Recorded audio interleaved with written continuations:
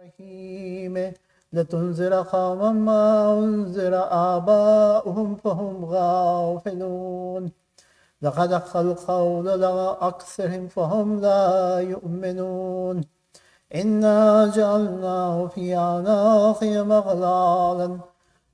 أغلالا فهي إلى الأذقان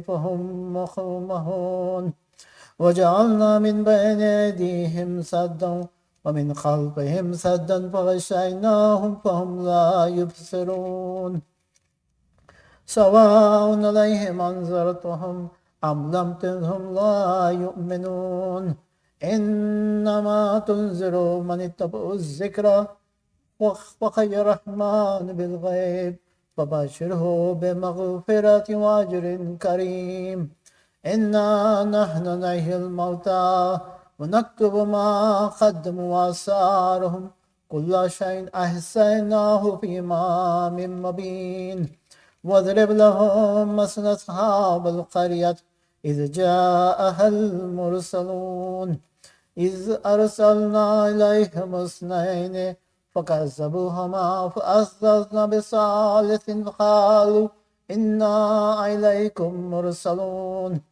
قالوا ما أنتم إلا بشر وما أنزل الرحمن من شيء إن أنتم إلا تكذبون قالوا ربنا يعلم إنا إليكم لمرسلون وما علينا إلا البلاغ المبين قالوا إنا تطيرنا بكم لئن لم تنتهوا لنرجمنكم وليمسكم عذاب أليم قالوا طائركم معكم أن ذكرتم بل أنتم قوم مسرفون وجاء من أقصى المدينة رجلا يسعى قال يا قوم اتبعوا المرسلين اتبعوا الله يسألكم أجرا وهم مهتدون وما لي أعبد الذي فطرني وإليه ترجعون أتخذ من دونه آلهة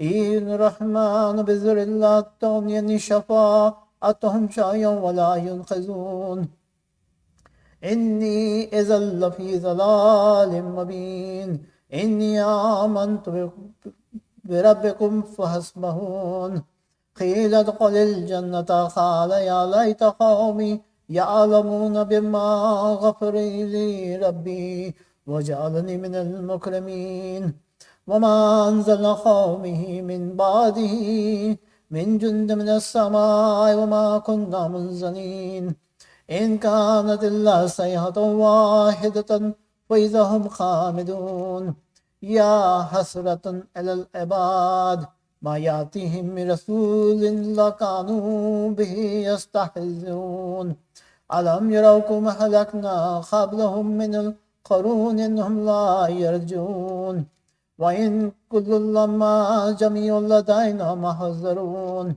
وآية لهم الأرض الميتة أحييناها وخرجنا منها حبا ومنها يأكلون وجعلنا فيها جنات من نخيل وأعناب فجرنا فيها من العيون ليأكلوا من ثمره وما عملته أيديهم فلا يشكرون سبحان الذي خلق الأزواج كلها مما تنبت الأرض ومن أنفسهم مما لا يعلمون وآية لهم الليل نسلخ منه النهار فإذا هم مظلمون والشمس تجري لمستقر لها ذلك تقدير العزيز العليم والقمر قدرناه منازل حتى أدرك الأرجون القديم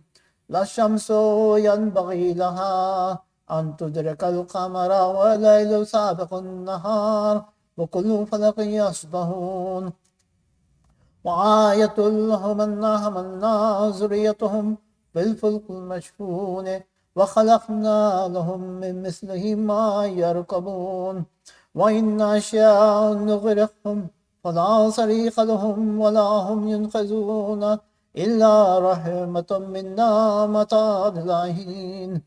وإذا قيل لهم اتقوا ما بين أيديكم وما خلفكم لعلكم ترحمون وما تأتيهم من آيات ربهم إلا كانوا عنها معرضين. وإذا قيل لهم أنفقوا مما رزقكم الله قال الذين كفروا للذين آمنوا أن اطعموا من لو يشاء الله أطعمه إن أنتم إلا في ضلال مبين. ويقولون متى هذا الوعد إن كنتم صادقين ما ينظرون إلا صيحة واحدة تأخذهم وهم يخصمون ولا يستطيعون توصية ولا إلى أهلهم يرجعون. ونفخ في الصور فإذا هم من الأجداث إلى ربهم ينسلون قالوا يا ويلنا من بعثنا من مرقدنا هذا ما وعد الرحمن وصدق المرسلون إن كانت إلا صيحة واحدة فإذا هم جميع لدينا محضرون. واليوم لا تظلمون نفس شيئا ولا تجزون إلا ما كنتم تعملون. إن أصحاب الجنة جنة اليوم في شغل فاكهون هم وأزواجهم في ظلال على الأرائك متكئون لهم فيها فاكهة ولهم ما يدعون سلام قال من رب الرحيم. وامتازوا اليوم أيها المجرمون ألم أعهد إليكم يا بني آدم ألا تعبدوا الشيطان إنه لكم عدو مبين من صراط مستقيم. ولقد أزل منكم جبلا كثير أفلم تكونوا تعقلون. هذه جهنم التي كنتم توعدون اصلوها اليوم بما كنتم تكفرون. اليوم نختم على أفواههم وتكلمنا أيديهم وتشهد أرجلهم كانوا يكسبون. ولو نشاء لتمسنا على أعينهم فاستبقوا الصراط فأنى يبصرون. ولو نشاء لتمسخناهم على مكانتهم فما استطاعوا مضيا ولا يرجعون. ومن نعمره ننقص في الخلق أفلا يعقلون. وما علمناه الشعر وما ينبغي له إن هو إلا ذكر وقرآن مبين لينذر من كان حيا ويخفى القول على الكافرين. أولم يروا أنا خلقنا لهم مما عملت أيدينا أنعاما فهم لها مالكون وزللناها لهم فمنها ركوبهم ومنها يأكلون ولهم فيها منافع مشارب أفلا يشكرون. واتخذوا من دون الله آلهة لعلهم ينصرون لا يستطيعون نصرهم وهم لهم جند محضرون. فلا يحزنك قولهم إنا نعلم ما يسرون وما يعلنون. أولم ير الإنسان أنا خلقناه من نطفة فإذا هو خصيم مبين. واضرب لنا مثلا خلقه قال من يحيي العظام وهي رميم قل يحييها الذي أنشأها أول مرة وهو بكل خلق عليم الذي جعل لكم من الشجر نارا فإذا أنتم منه توقدون أوليس الذي خلق السماوات والأرض بقادر على أن يقوم مثلهم بلى وهو الخلاق العليم إنما أمره إذا أراد شيئا أن يقول له كن فيكون فسبحان الذي بيده ملكوت كل شيء وإليه ترجعون صدق الله العلي العظيم اللهم صل على Muhammad wa ali Muhammad. We request the Surah Fatiha for Hamida Bhai Sajanlal bint Ghulam Hussain.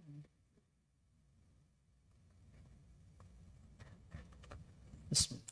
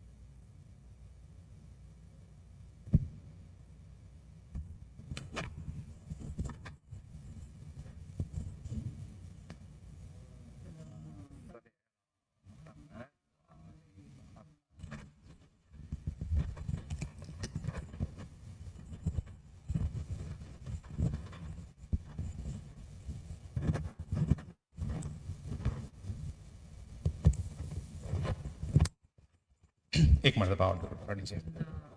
اللہم صلی علی محمد و آل محمد. اشک نکلے جو غم شاہ میں پانی کی طرح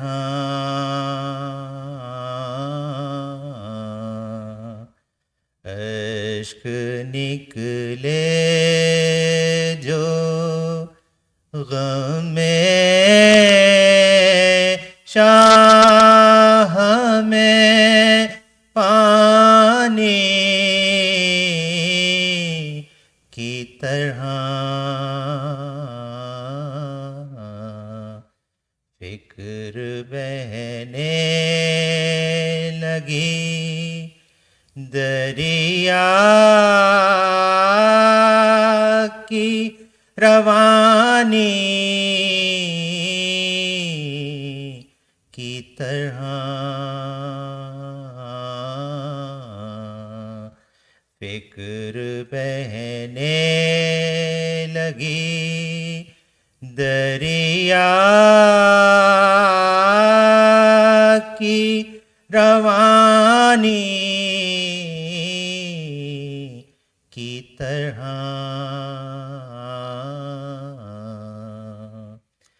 فرش شبیر سے کردار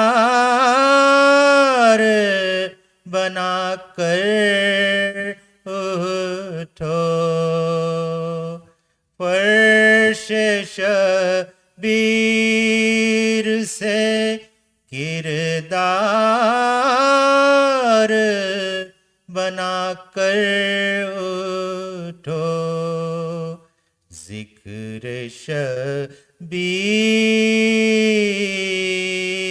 نہ دہراؤ کہانی کی طرح اشک نکلے جو صلوات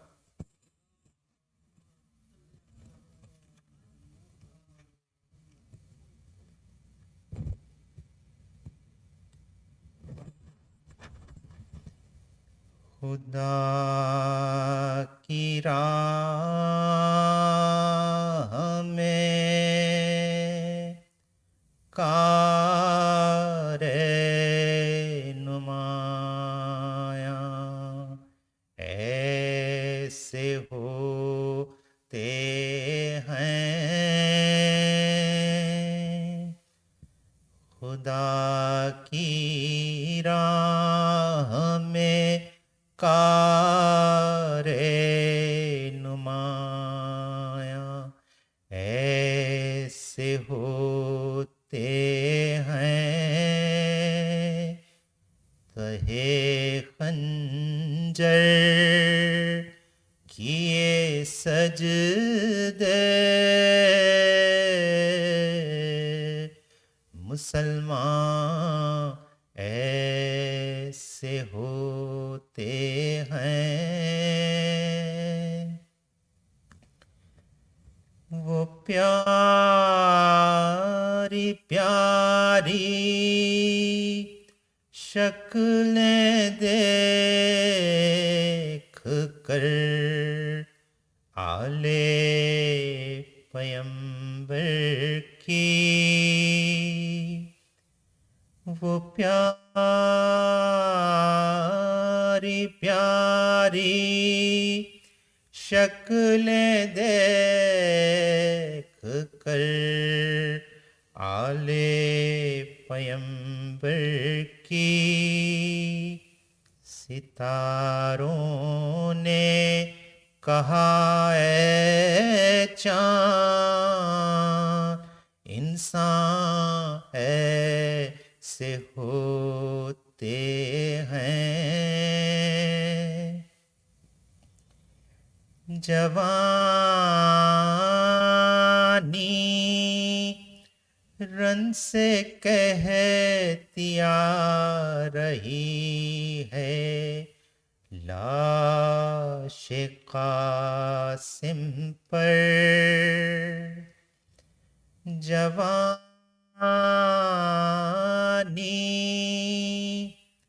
رن سے کہتی آ رہی ہے، لاش قاسم پر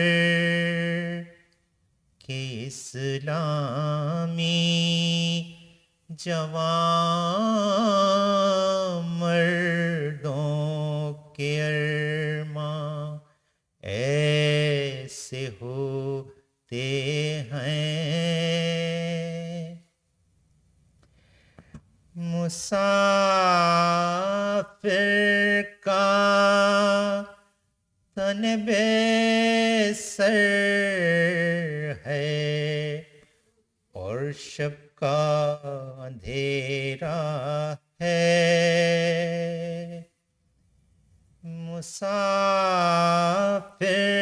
کا تن بے سر ہے اور شب کا اندھیرا ہے، کسی کی لاش پر گیسو پریشان ایسے ہوتے ہیں، قدم پیش کے دم نکلا حبیب ابن مظاہر کا، قدم پیش کے دم نکلا حبیب ابن مظاہر کا، محبت کے وفا کے عہد و پیمان ایسے ہوتے ہیں، خدا ہی جانے دل سے کیا کہا ہوگا نگاہوں نے، خدا ہی جانے دل سے کیا کہا ہوگا نگاہوں نے، سکینہ کو خبر کیا تھی کہ زنداں ایسے ہوتے ہیں، سنا کر نجم قصہ کربلا والے شہیدوں کا، سنا کر نجم قصہ کربلا والے شہیدوں کا، مسلمانوں کو سمجھا دو، مسلمان ایسے ہوتے ہیں، خدا کی راہ میں۔ ایک مرتبہ اور درود پڑھیں۔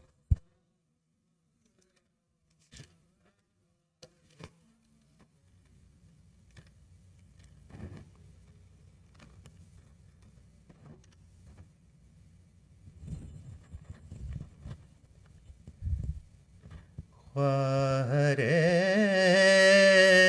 شاہ کربلا زینب، خواہر شاہ کربلا زینب، تو نے بادے حسین کوفے میں سر کیا یہ مقابلہ، زینب خواہر شاہ کربلا زینب، بھائی نے کربلا کو فتح کیا، تو نے کوفہ الٹ دیا، زینب خواہر شاہ، تو جو رہتی ناشے کے دوش بدو، تو جو رہتی ناشے کے دوش بدو، فتح ہوتی نہ کربلا، زینب خواہر شاہ، چھپ سکے گا کہاں وہ قتل حسین، چھپ سکے گا کہاں وہ قتل حسین، تو نے پردہ الٹ دیا، زینب خواہر شاہ، بھائی عباس تو ہیں جان وفا، بھائی عباس تو ہیں جان وفا، تو وفاؤں کی انتہا زینب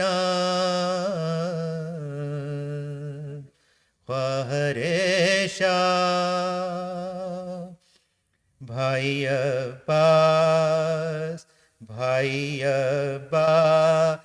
سا جو بچ جاتا بھائی عباس سا جو بچ جاتا کون چھوتا تیری ردا زینب خواہر شاہ بندھے ہاتھوں سے تو نے لاکھوں میں بندھے ہاتھوں سے تو نے لاکھوں میں قصر شاہی الٹ دیا زینب خواہر شاہ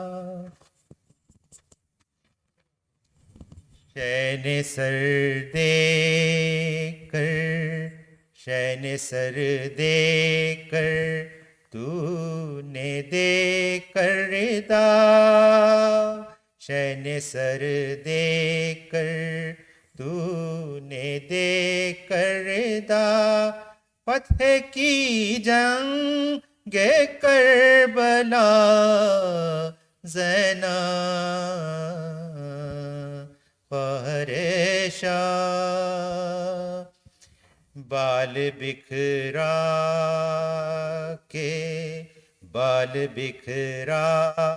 کے اپنے چہرے پر بال بکھرا کے اپنے چہرے پر تو نے پردہ سکھا دیا زینب خواہر شاہ مختصر شرح کربلا یوں ہے مختصر شرح کربلا یوں ہے ابتدا انتہا زینب خواہر شاہ کربلا زینب صلوات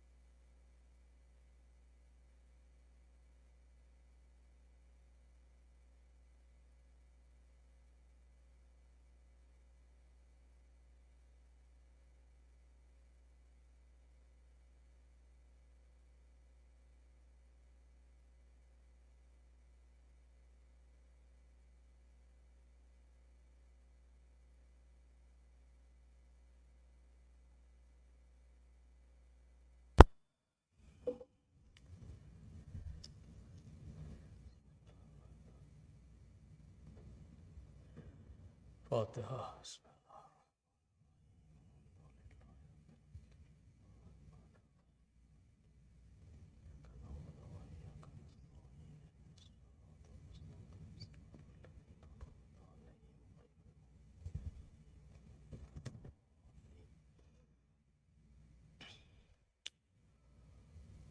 أعوذ بالله من الشيطان الرجيم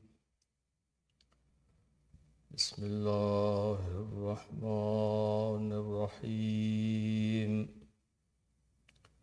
الحمد لله رب العالمين بارئ الخلائق أجمعين والصلاة والسلام على سيدنا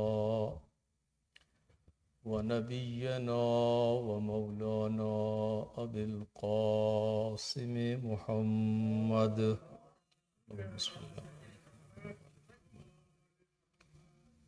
وعلى أهل بيته الطيبين الطاهرين الذين أذهب الله عنهم الرجس وطهرهم تطهيرا.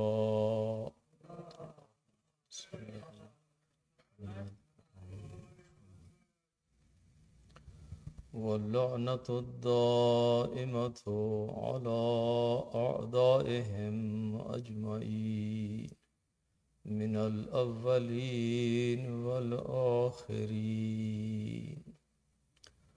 أما بعد، فقال الإمام حسن العسكري عليه السلام: خصلتان ليس فوقهما شيء. صلوات.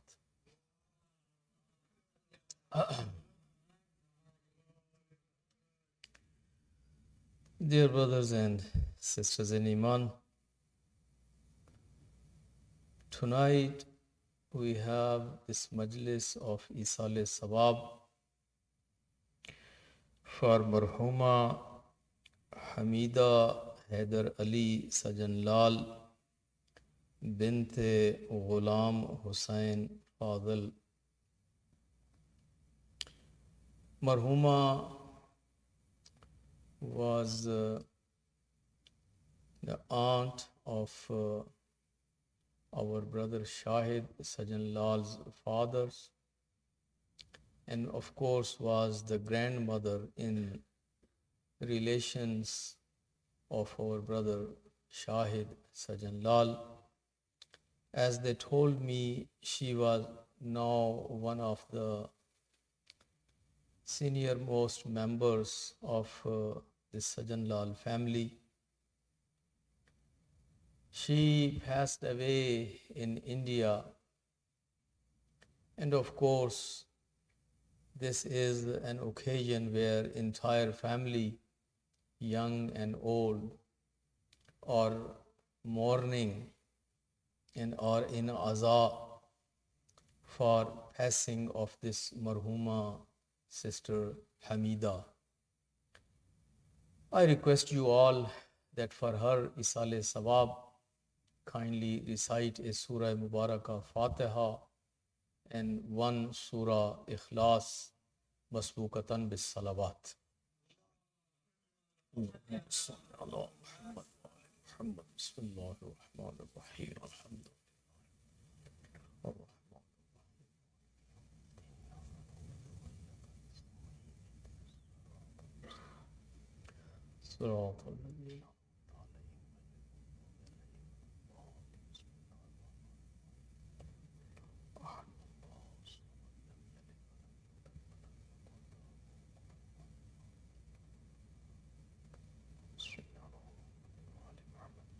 Please recite a louder salawat.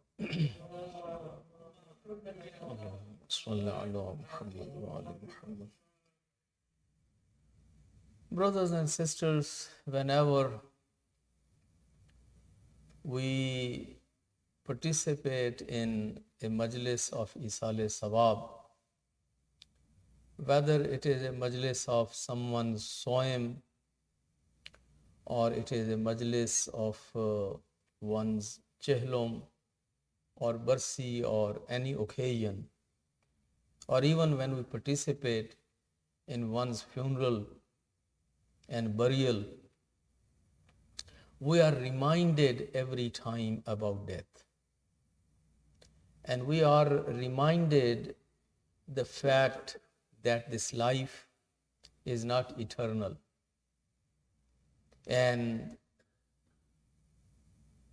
while most of us, we don't recall or we don't remember death in our daily life, we are so much excited about life and its activities and its colors and its leisures and its pleasures, that we have no time to really think about the death. Many of us, we don't want to even be reminded about death, or we don't want to listen the word of death. If somebody talks about it, we tell him or her that talk about something else, talk about something better. Don't talk about death. This is not the occasion where you should talk about death. And people get offended, or people don't like it, particularly in many happy occasions. In many occasions, people don't like to. Matter of fact, this is again strange culture. Normally, when people come to you and they ask you that somebody is extremely sick, and please ask for his or her shifa, a dua for her shifa. Now, what we see in riwayat is something, and what we have in practice in daily basis in our community is something else. In community, as we all know, even we receive this request very specifically that somebody is sick and please Maulana recite 5 times Amma Yuji, or please recite 10 times Amma Yuji. And this is practice everywhere, wherever every masjid you go, and before Majlis, after Majlis, before prayer, after prayer. So somebody has a request for Amma Yuji. While if you go and look in the ayat and its tafsir in Quran, you will not see that anyone from Prophet till Imam Hassan Askari alayhi salatu wasalam told us that if somebody gets sick and if you want to make dua shifa, then you read this ayat. None of them. From Prophet till Imam Hassan Askari. None of them. But because it has started a practice, so people will say that only this ayat works. And it is just now mandatory that if somebody is sick, then the request is recite Amma Yuji. While if you look into your resources and your books of hadith and dua, one of our problems which we are facing in this day and age, that we have gone far away from our books and from our resources. Our scholarly resources, our written hadith, our written deen, which is written in our books, none of us are interested to learn or to practice. We are all followers of our grandmothers and our mothers and our aunts and all those elderly ladies in community and family. Whatever they dictate, whatever they teach, whatever they tell, that is the Nani Amma Kadi. So, when you look into the books in riwayat, that if somebody is sick and you want to make dua for shifa, of course, there are hundreds of duas, which are given by Masumin, from Prophet till the last Imam, that read this ayat, read this surah, read these ayat, read this dua, so many. But among them, the one which is recommended the most, that is Suratul Fatiha. One of the names of Suratul Fatiha is Suratul Shifa. One of the names of Suratul Fatiha is Suratul Shifa. And there is a riwayat from Amirul Mu'mineen Ali ibn Abi Talib alayhi salatu wassalam, that if somebody gets sick and for his or her shifa, if you recite Suratul Fatiha 100 times, and then just blow it on a glass of water and give that water to that mareez, to that patient to drink. Imam says there is only one sickness or illness, or there is one thing which this is not going to help to, and that is maut, that is death. If it is written for that person that he has to die with this illness or sickness, of course, the person will die. But otherwise, the Suratul Fatiha has the potential of providing the cure to every disease and to every patient, if it is done well and properly. Suratul Fatiha. Now, imagine if somebody comes to you and asks you to make a dua, for example, a mareez, because somebody is sick. And what do? You say, let us recite a Fatiha.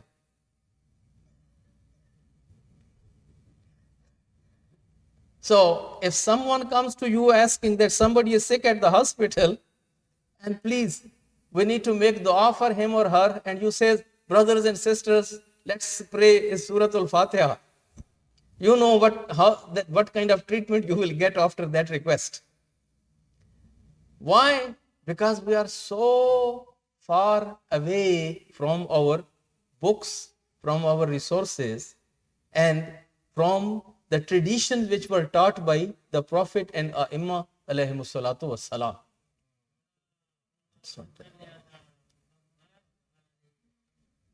And we are following whatever we want to follow. Yeah, yeah. So if there is no demand, then there is no supply. You know, it is the universal law. You have the background with the business and with accounting and with everything. If there is no demand, there is no supply. So recite a salawat. So the point is, I just give you an example that people wouldn't like that if you would make the request that, brothers, let's all recite a Surah Fatiha for someone who is in hospital. They will say, you are in so rush that the person has not died yet, person is still alive, and you are reciting Fatiha for it. Similarly, when you talk about death, in many settings, people will think it is bad, badshuguni. In such a setting, you are talking about death. This is a happy occasion. Actually, it happened. A few weeks ago, there was a wedding here, and I conducted the nikah, and while I gave a speech, so I ended up talking about life and death. And later on, I received the feedback from someone that the family was extremely disappointed and offended that how come Maulana spoke about death in the happy occasion. So, while Allah subhanahu wa ta'ala talks about death before the life, alladhi khalaqal mauta wal hayat liyabluwakum ayyukum ahsanu amala. So, this is our culture. Now, the point what I was trying to make is that when we are reminded about death, one of the benefits of attending the funerals and burials and attending these majalis of Eisaal Sawab, of Soyem or Arba'in or Barsi or whatever, one of the benefits is that at least we get reminded about something which we normally don't like to remember. Either we are so busy in life or we are scared of the issue of death. Another thing which just came to my mind, Marhum, let's remember him also, our very dear friend, Marhum Sayyid Sher Ali Rizvi. He was used to send the email, our weekly email of Baitul. And he had a habit at the end he would write, keep akhirat in mind. Keep your hereafter in mind. Something like that, and he would highlight it. We received one interesting comment that one community member felt that why do he writes that line in every email? It scares us. It scares us. Why does he every time in the end of email says keep akhirat in mind? This is a true story, meaning I'm talking about something which I received, this comment.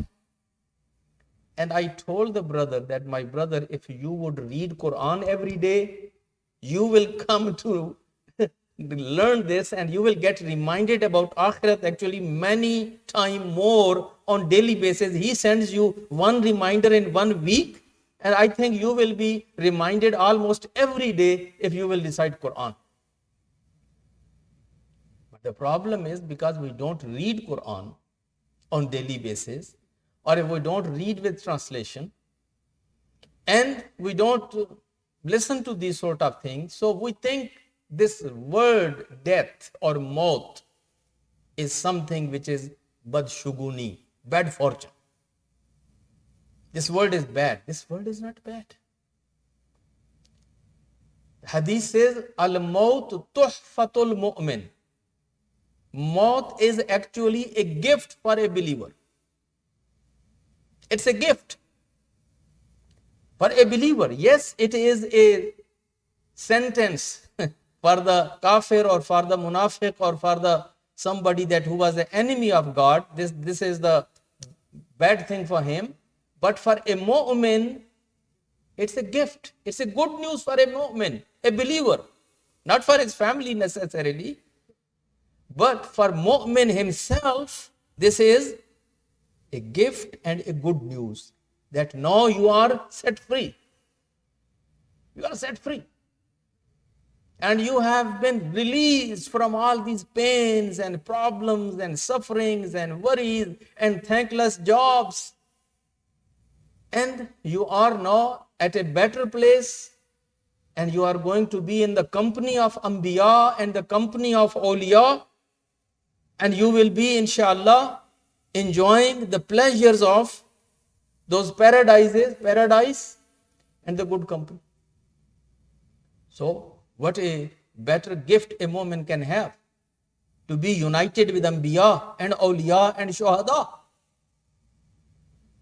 So, the point is, death is not scary. It is not bad. It is not something that one should just be kind of running away from it. But that's our culture. We don't like. खैर की बात करें, अच्छी बात करें. कोई अच्छी बात करें, आप क्या मौत का जिक्र ले बैठे. So since we don't talk about death other than these majalis of Eisaal. So while these majalis have many functions and many roles and many benefits, one of those benefits is this, that at least we get reminded about death. And we remember and we are reminded that this life is not eternal. We are not going to live here forever. Today somebody has passed away, tomorrow it will be our turn.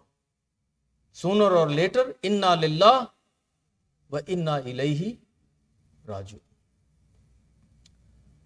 So when we get reminded about this, that this life is not everlasting, this is short, this is, even if we think it is 70 years or 80 years or 90 years, or today let's say we will live for 100 years. But even these 100 years, how fast this 100 year passes, ask someone that who is 90 plus. And ask that how these 90 plus years have passed. The person will say, I didn't realize. I think these were not even 90 days. So this is how life.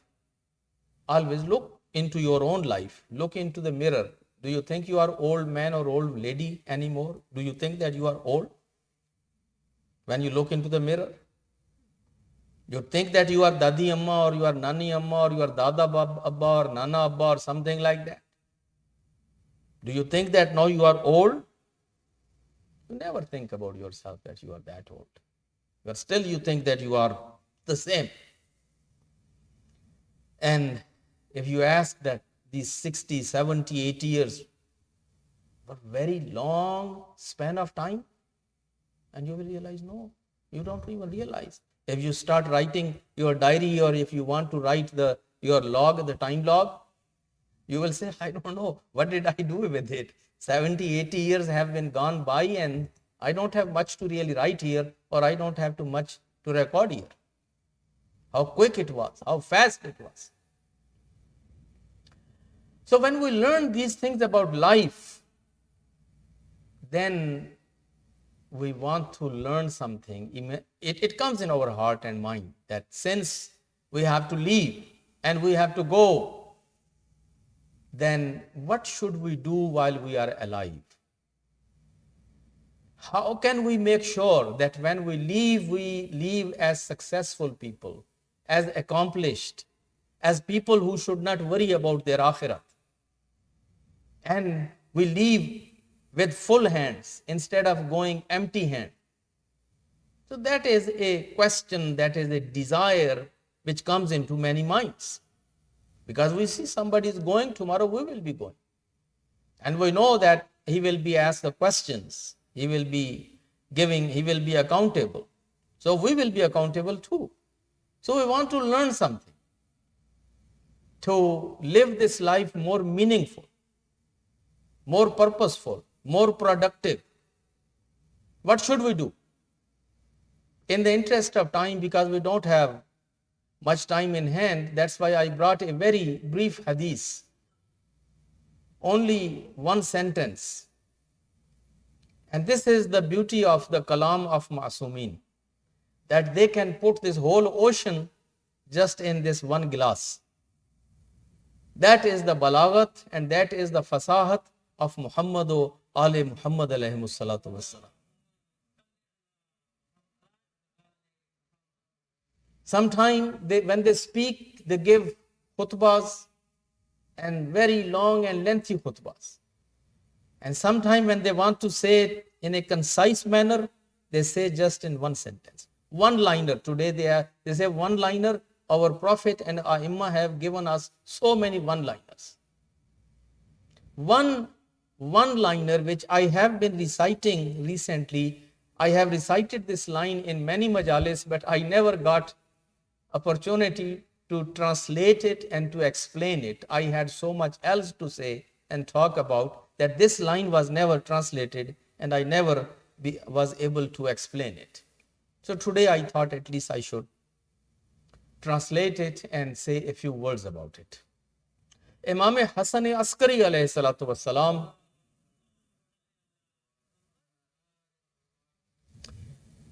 he says, Khaslatan. Khaslatan in Arabic, it is a dual of khaslat. Khaslat is characteristic, a feature, a habit, a virtue.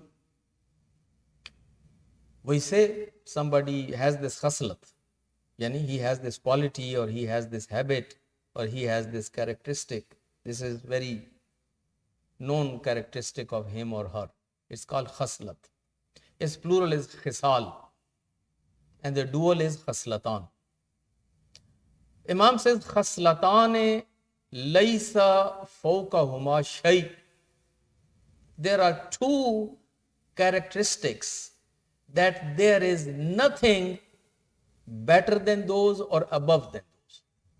Those are the best of best. If you can develop and if you can have, then those are end of it. No human being can get higher than that. Khaslatan laysa fawqahuma shay. Nothing is above and beyond and better than those two qualities. Those two qualities. Then Imam explains. Number one, Al-Iman Billah. Number one is Iman Billah. Having faith in Allah subhanahu wa ta'ala. Being a mu'min and believer and having faith. Now, I have explained it many times in my majalis that many times when it is said Al-Iman Billah, it doesn't mean that the Iman with Malaika or Iman with Kutub or Iman in Anbiya and messengers or Iman in Akhirat or Iman in prophets or Iman in A'imma is not necessary. Actually, when we say Al-Iman Billah, all those are covered in that. Because otherwise, Al-Iman Billah will be naqis. Al-Iman Billah is not complete. Only La ilaha illallah will not make you a Muslim. You have to say Muhammadun Rasulullah, and only this much is not going to make you a perfect Muslim until you will say Aliyun Waliyullah. This ayat which is written here, that explains all those imaniyat. Iman billah, Iman bil kutub, Iman bil malaika, Iman bin nabiyyin, then Iman bil akhirat, and all those good deeds which one has to do. So Al-Iman Billah basically means faith in all those required entities that Islam asks you to believe in. That is Al-Iman Billah. The first thing which one need to have and learn in this life is to be a mu'min, to be a believer. Nothing better than that.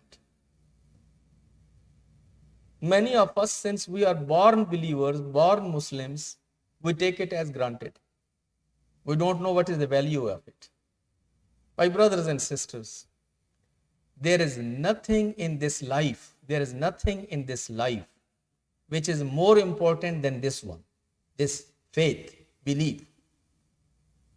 Read Quran. If you are daily reader of Quran, you may get reminded every day, Alladhina amanu, Alladhina amanu, Alladhina amanu. Nothing has been promised in this dunya or particularly in the next dunya unless you are a amanu. Amanu, amanu, amanu. Belief. Without it, no matter how generous you are, how kind you are, how neat you are, how clean you are, how whatever you are, Allah says, وَهُوَ مُؤْمِن. He puts the condition, مَنْ عَمِلَ صَالِحًا مِنْ ذَكَرٍ أَوْ أُنْسَى وَهُوَ مُؤْمِن. Whoever, male or female, who has done good deed, who has done something good, وَهُوَ مُؤْمِن, while he is a believer, فَلَنُحْيِيَنَّهُ حَيَاةً طَيِّبَةً. So Allah puts the condition, no matter how good deed, you are Bill Gates or you are somebody more than Bill Gates. No matter how much charity you do and how much money you spend and how much inventions you do for the humanity or for the society. Quran is very clear on that. And this is not one ayat. There are many ayat which says that your good deeds are only accepted and have value with Allah subhanahu wa ta'ala, and at the day of judgment you will get the ajr and sawab with the condition that you are a believer. وَهُوَ مُؤْمِن. Without being a mu'min, nothing is accepted. So, whether we go to this school or we go to that school, we get this degree or that degree, we get this job or that job, we make this much money or that much money, we reach to this position or we reach to that position, how much real estate we buy and how much bank balance we make, what car we drive, what house we live in, this is all meaningless. This is all meaningless. The first and the foremost is Iman. Iman. And again, there is no time, otherwise I would explain that this Iman makes your life actually purposeful and meaningful. If it is truly Iman, it gives you direction. It gives you a discipline in life. It gives you virtues in life. It gives you direction in life, meaning in life. It answers your questions, basic questions about life and life hereafter, or is this whole dunya. Without Iman, you are just going with the wind, wherever the trend takes you. Today is this trend, you will follow this trend. Tomorrow trend changes, everyone is going that direction, you are going that direction.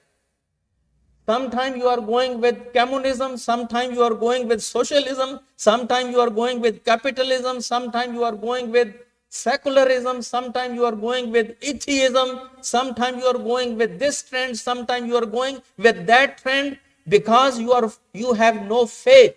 Faith is the one which holds you firm in your own position and which doesn't let you to go with the wind or with the trend. It's faith which holds you firm,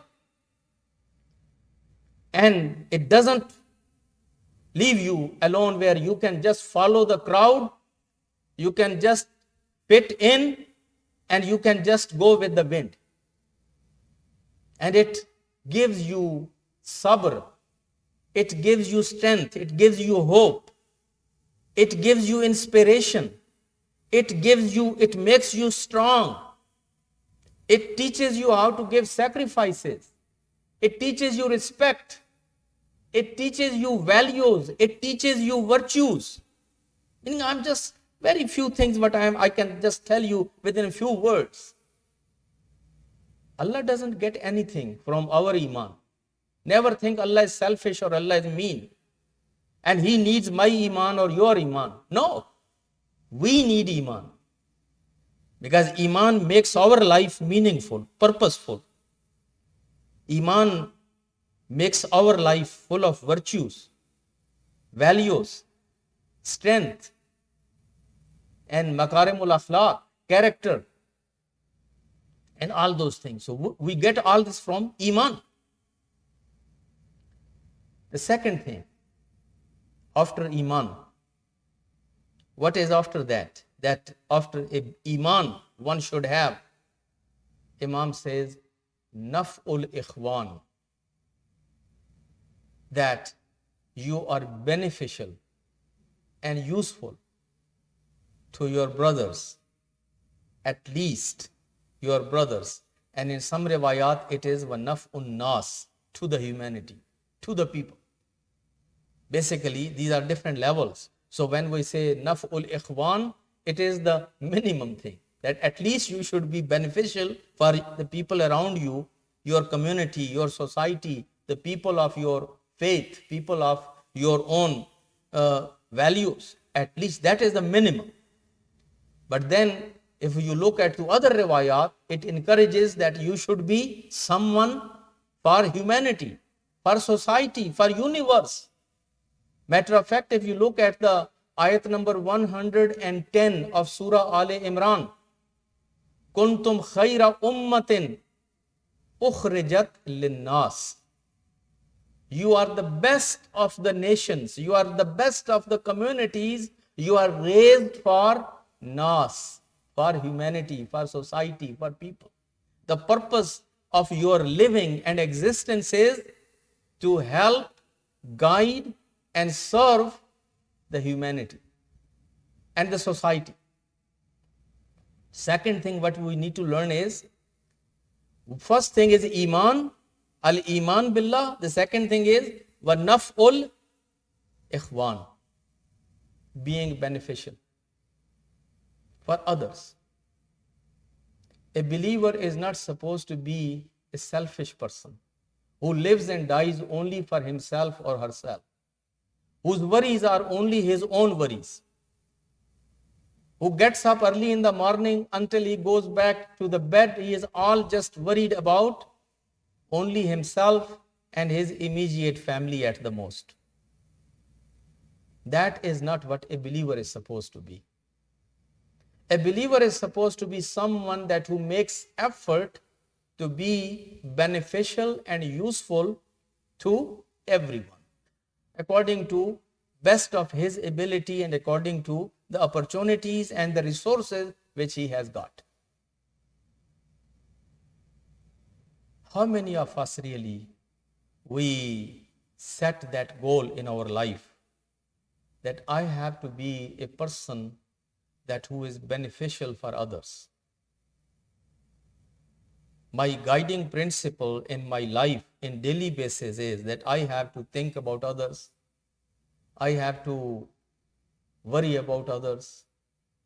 I have to have concern about others. And then I should make practically my fullest effort according to whatever time, resources, abilities I have to help others, to serve others, to care about others. My brothers and sisters, most of the people are so much occupied with their own life and with their own things that we were used to hear that at the day of judgment there will be nafsi, nafsi. Now leave the day of judgment, nafsi, nafsi. The nafsi, nafsi has started just here. It's only me and myself. It is only me and my family. Even these smart devices which now we have in our hands have made many of us only know even me, myself, not even my family. Husband and wife are fighting who should do the work home, who should do work at home, who should do the babysitting, who should cook, who should clean. And they are so much occupied with their own activities that they are fighting on these just basic things, because they are glued with their gadgets, their devices. They have no time for each other. Even husband and wife, they don't have time. They don't have time for their children. And now leave about the old parents or the relatives and extended families and neighbors and community and masjid and imam bargah and center and charities and volunteering at those places. They have no time. So what we are learning here is that, my brothers and sisters, that a believer look at two things. They are equally mentioned to one next to each other. The iman and being beneficial to others. They are mentioned in one sentence equal to one another.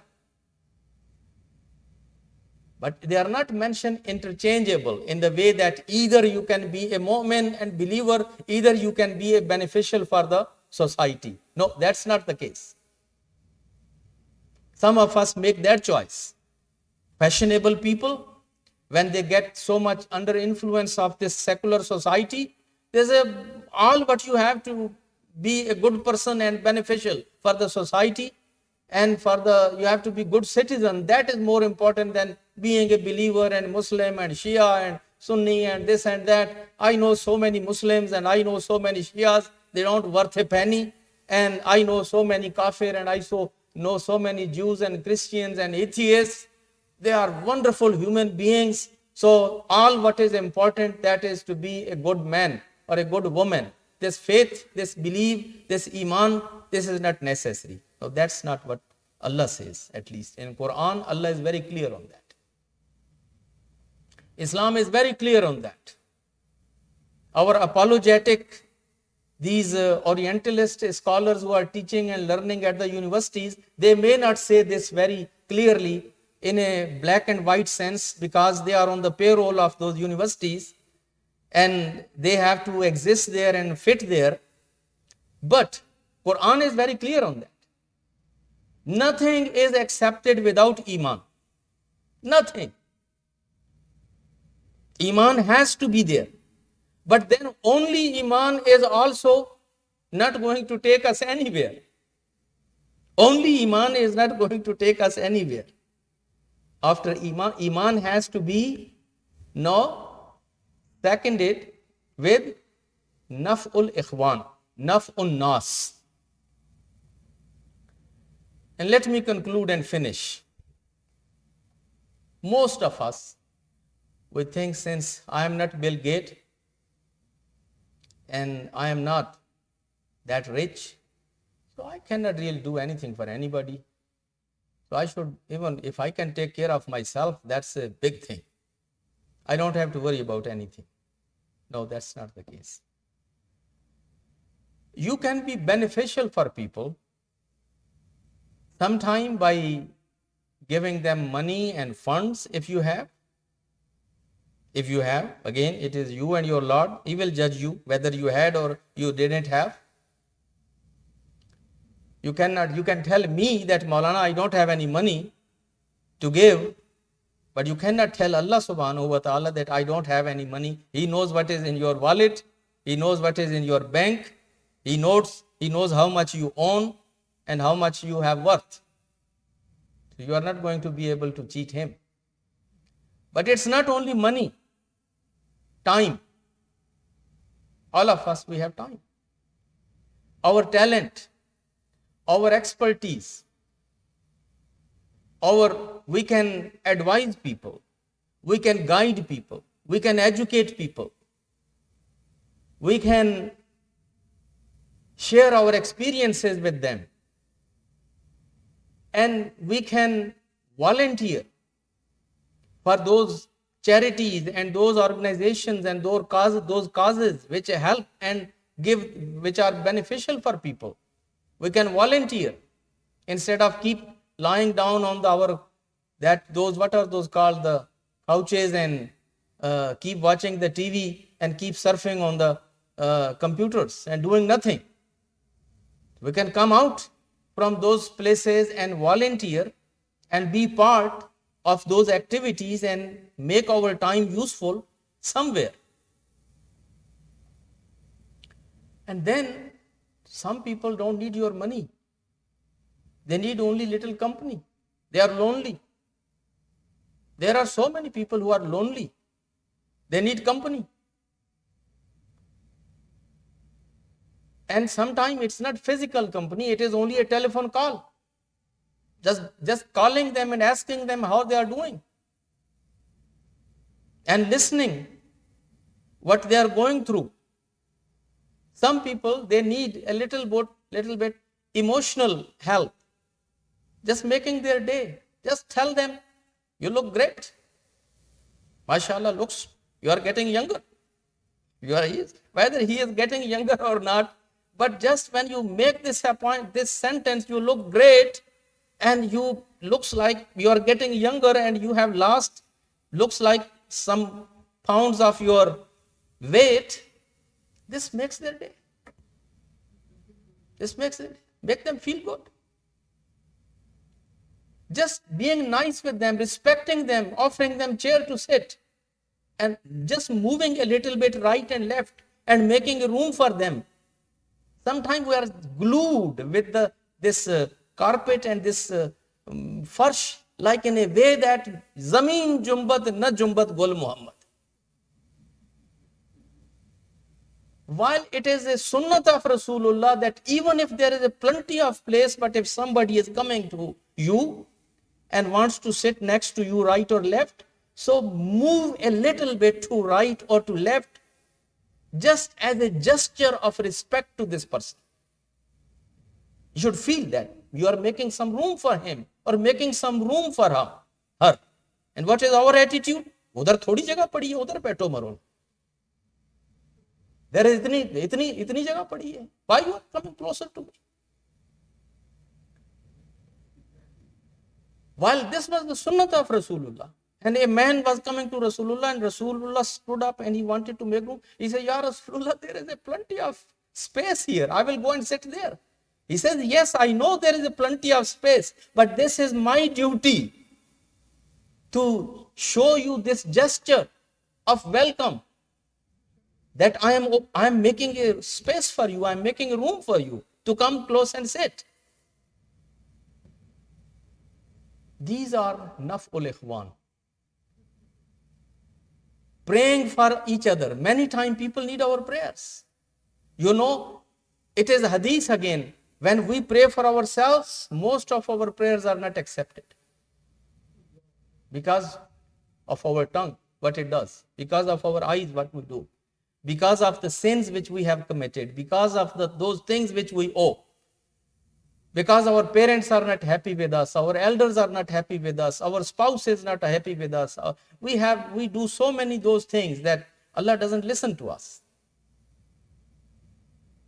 It is same dua, whether it is mafati or the same ayat or same riwayat. It works for someone and it doesn't work for someone, even if you recite 1,000 times. People think that if I recite 100 or 1,000 times, it will start working. No. If it was supposed to work, it would work even one time. And if it is not working, even if you read 1,000 times, it's not going to work. Then what is the solution? This is hadith and conversation. I don't have time to say that. Allah spoke to Musa, Kalim, asked him that when you ask dua from me, you ask dua from me by not using your tongue. Ya Allah, how can I make dua without using my tongue? How can I make dua?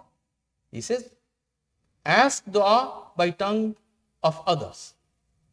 Be a kind of person that other people, they pray for you. In your absence, when people think of you, when people see you going through certain situations, even if you don't say iltimase dua, iltimase dua, iltimase dua, they pray for you and they pray from their heart for you. Be that kind of person. That dua gets accepted. That dua gets accepted. When others pray for you. And why do others pray for you if they don't get anything from you? If they don't get any benefit from you, why they are going to bother praying for you? So they are only going to pray for you when they are getting some benefits from you. You are a beneficial person. You are serving. You are leading. You are guiding. You are teaching. You are volunteering. You are donating. You are doing something for them. You care about them. You respect them. And they are happy with you. And when they will see you that you are struggling or you are going through some difficulties or hardships, of course they are going to pray for you. Those prayers are going to help you, not this iltimase dua. And amma yujib. So, this is, my brothers and sisters, what I could say in this very brief talk. I don't have much time, but I just wanted to connect it with this point, my brothers and sisters. For us, any aspect of deen, any aspect of practice, when we look back, if we want to see the model, if we want to see the example, that is the Karbala and Ahlul Bayt alayhimus salatu wassalam. We want to see the life of Prophet, life of Imams, life of our A'immah and Ahlul Bayt. They have gone through all that. Why? Naf'un nas, naf'ul ikhwan. They were not getting anything for themselves. But they were going through all that. They were being mistreated. They were being tortured, martyred, put in exile, deprived, called names. What? Why? Because they wanted to make sure that people get guided. People get the true message, the pure message. People do the right things. People remain on the right path. That's all. And that sometime puts them in hijrat, sometime in battlefields, and sometime again, if you want to see both things together, hijrat and battlefield, then you come to Karbala. Hussein has left the nest which is Madinatul Nabi for him. This was Ushe Ali Muhammad. This was the nest for Muhammad Ali Muhammad. It was Madinatul Nabi. And Imam Hussein left Medina for Ummat Muhammad. for Ummat Muhammad. And Imam has come to Karbala at the day of Ashura. Imam alayhi salatu wasalam has offered 72 sacrifices. Each one of them, if you look at them individually, they are Fakhre Anbiya. They are Fakhre Anbiya. Those pure life, Muqaddas, pious lives, Imam has sacrificed for the Ummat Muhammad, for Deen Muhammad, to make sure that we receive the pure deen, the legacy of Rasulullah. And this is not, Imam is Imam Masoom, Imam is man. But even the ladies, this is a Majlis of Eisaal, a Sawab of a sister, a mother, an aunt. And if we want to see all those roles played, a sister, a mother, a grandmother, and then an aunt, look at Bibi Zainab Salamullah alayha. Sharikatul Hussain. No one ever is called Sharik of Hussain, partner of Hussain. It is Zainab Salamullah alayha who is the partner of Imam Hussain. Sharikatul Hussain, and offering sacrifice after sacrifice and sacrifice after sacrifice.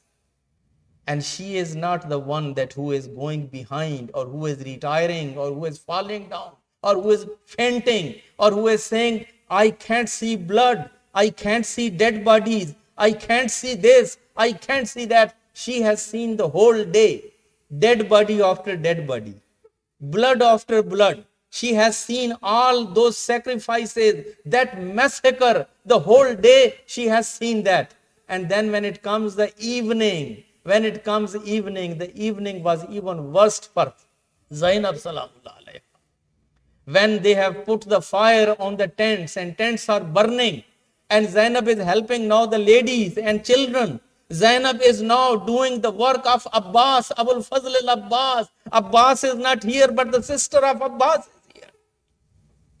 And finally, Zainab was seen going in the tent and then coming out the tent, and then again going in the tent and then coming out of the tent. And they thought that maybe there is some valuable thing, maybe there is some jewelry, maybe there are some expensive things in this tent. This lady goes in to pick it, but then because of the fire she comes out. But then Zainab goes in this time and comes out, and she has a body which she is carrying, a individual, a young man carrying on her back, whose feet were dragging on the floor. And somebody asked, who is this lady and who is this man that who is being dragged on her back? And they said, this is Zainab bint Ali, and that is Ali bin Hussain, who is sick, and Zainab has rescued. Zainab is a firefighter. Zainab is wearing so many hats. In that tragedy, she is the mother of Shaheed, she is sister of Shaheed, she is the aunt of Shaheed, and she is a firefighter.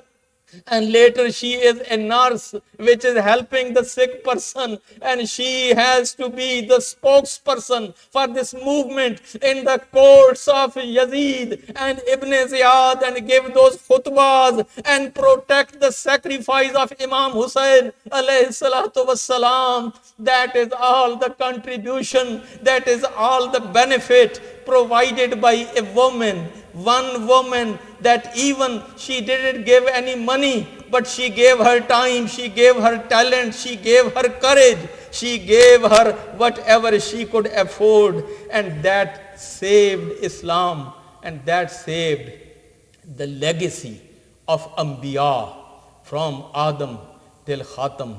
And that lady and her contribution saved the memories of Karbala, the memories of Shahadat Uzma. Inna lillahi wa inna ilayhi raji'un. May Allah subhanahu wa ta'ala forgive Marhuma sister Hamida, Sajanlal, Hamida, Hyder, Sajanlal. May Allah subhanahu wa ta'ala puts her in the proximity of Muhammad wa Ali Muhammad in paradise. May Allah subhanahu wa ta'ala raises her with Hazrat Zahra Salamullah alayha. May Allah subhanahu wa ta'ala gives her the shafa'at and intercession of Hazrat Fatima Zahra Salamullah alayha. May Allah gives the patience to the surviving members of the family. May Allah subhanahu wa ta'ala gives the patience to extended family and all the friends and family that who knew this sister. May Allah subhanahu wa ta'ala forgive if she had any mistakes or any bashari mistakes. May Allah subhanahu wa ta'ala forgives her. May Allah subhanahu wa ta'ala raises her levels inshallah in paradise. May Allah subhanahu wa ta'ala forgive and pardon the marhumeen of all these brothers and sisters who have been listening this majlis here or who have been listening online. May Allah subhanahu wa ta'ala gives cure to all mareez, mu'mineen and mu'minat, answers their du'as and removes their mushkilat. May Allah subhanahu wa ta'ala makes things easy for us and protect us all from this pandemic and from all the other afat and baliyat. At the end of majlis, again I will request you one surah Fatiha and one surah Ikhlas for Eisaal Sawab of Marhuma Sister Hamida bin Hamida Hyder Ali Hyder Sajanlal.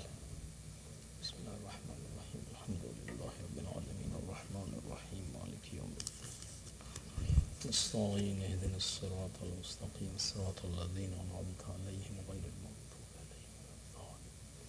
بسم الله الرحمن الرحيم. قل هو الله أحد الله الصمد. Brothers and sisters, we had a friend of this community, Brother Mujtaba Dhatu. He was resident of Los Angeles community, but he had visited us here on certain various occasions in Chicago. He was an athlete and very good volunteer and friend of many of our community members. He recently passed away in Los Angeles. We are requested for a Surah Fatiha and a Surah Ikhlas for Eisaal Sawab of Marhuma Maghfoor Brother Mujtaba Dhatu. مسبوقة بالصلوات. اللهم صل على محمد. بسم الله الرحمن الرحيم. الحمد لله رب العالمين الرحمن الرحيم مالك يوم الدين إياك نعبد نستعين اهدنا الصراط المستقيم صراط الذين أنعمت عليهم ولا الضالين. بسم الله الرحمن الرحيم. قل هو الله أحد الله الصمد ولم يكن له كفوا أحد. اللهم صل على محمد وآل محمد. We are ready for Azan and Salatul Maghrib. Brother Qaim Chunoy had requested me time of 2 minutes to make one small advice to brothers and sisters. So I will give him that time between Maghrib and Isha. Inshallah, let's do Maghrib. After Maghrib, inshallah, I will give him 2 minutes of time where he can stand up and he can just share what he wants to share with the brothers and sisters, and then inshallah we'll go for the Isha. Recite the salawat.